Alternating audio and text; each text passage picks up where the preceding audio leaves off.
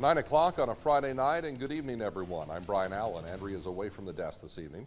The Sioux Falls Curling Club has made its goal to grow the sport of curling in the region since their inception in 2014. Well, recently they've reached some new heights that comes with national recognition. Parker Brown introduces us to one of their teams in our 9 o'clock top story tonight. Parker.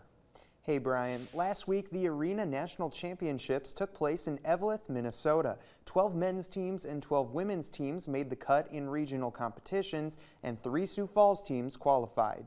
Team Weber even left with some hardware. It's a testament to how far they've come.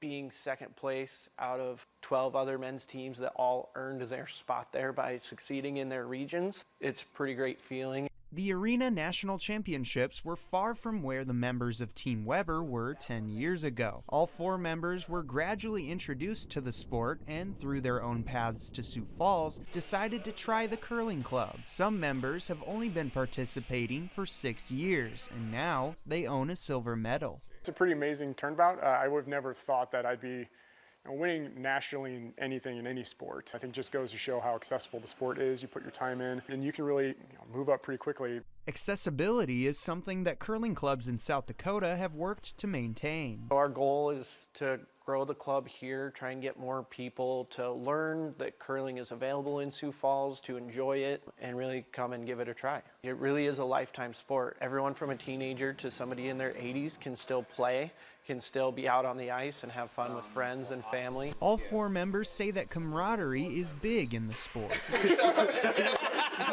When you're out curling, you're competing against the ice and the stones. You're there with the other team, but you have a conversation with them before and after the game, and you really get to know them as people, and you build a pretty large network around it.